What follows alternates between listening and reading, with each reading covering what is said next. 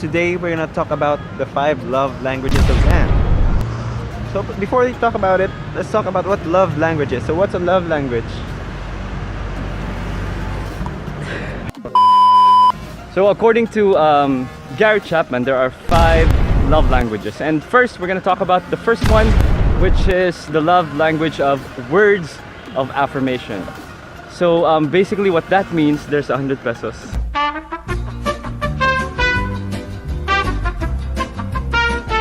We show or give love through affirming words. Yes, positive affirming words. Affirming words. What are the examples of affirming words? Affirming words. I love you. You did great. You look great. You're doing a good job. I think one of the affirming words that we rarely hear, especially from our fathers out there, is that I'm proud of you.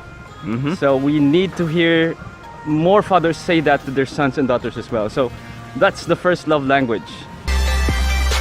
So people with the love language of words of affirmation value encouraging words, and a big no-no for them is when you say harsh or negative words Like you're useless, you're not good enough, yeah, things like that. It's interesting when you say you're like your dad, and if it's something positive, it builds you both together. But when you say you're really like your dad, but in a negative way, it means a entirely different thing, and it hurts people.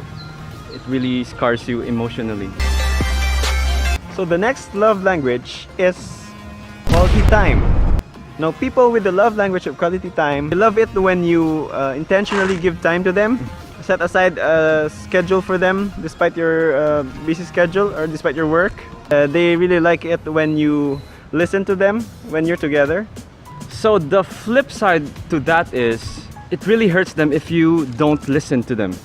If they're speaking their heart out to you, and then they're thinking that you're giving them this quality time, and then they see that you're not attentive, it really hurts them. And of course, postponed dates or meetups, they really value those kind of schedules, and then if you postpone it out of the blue, it really hurts them emotionally as well. The next love language that we're going to talk about is the love language of gifts, giving or receiving gifts.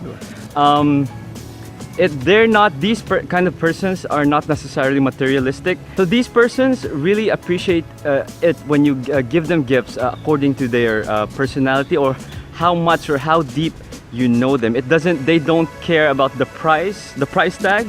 It's not about the money, but it's about how well you value your friendship and how well you communicate that through gifts. I'm gonna give this to you. Thank you. So a big no-no for people with this kind of love language is when you give them a random gift, or a gift that you never thought of, a gift you bought from the department store or universal gift, like a picture frame. Or a buy one take one. Yeah, buy one take one. So the next love language is acts of service. Now for these kinds of people, you really have to act out your service to them.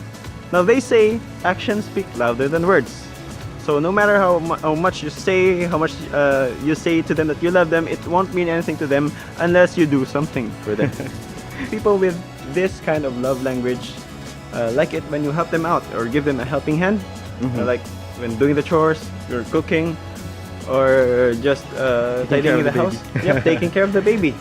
Now the big no-no for this people with this kind of love language is laziness or passivity. You're doing nothing at home, and then there's obviously a job to be done, and you're doing nothing. They hate it, and they don't feel like you love them enough that you give them your time and your service, your effort. And of course, broken promises. When you tell them that you're gonna do this for them and then you don't follow through, it hurts them as well. They think that you don't value them. So have you done the laundry this morning? No.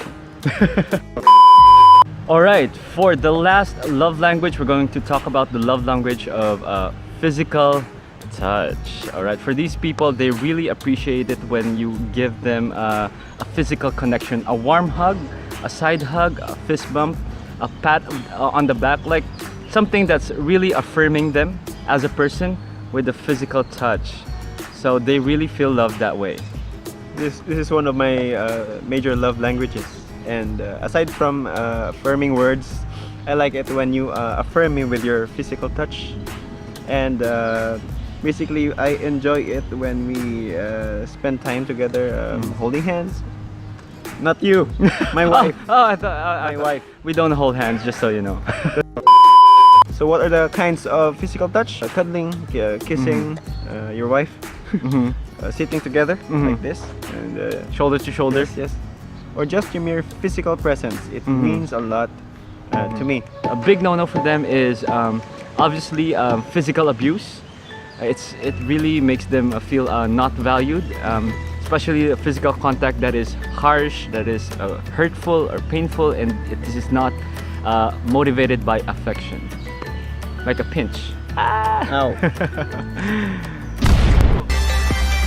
Right. So that is it for this week's episode. How about you? What's your love language and what makes you feel love? Comment on the section below. And don't forget to click like, subscribe, share. And click that belly button. See you next week. Bye. Woo! Woo! So earlier today, during the shoot, we found 200 pesos.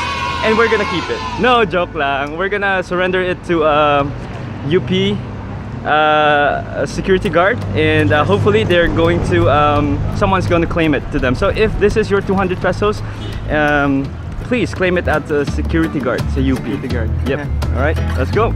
Manong, nakita kami 200. Sa quadrangle, di ko lupat. Oh. Nakita naman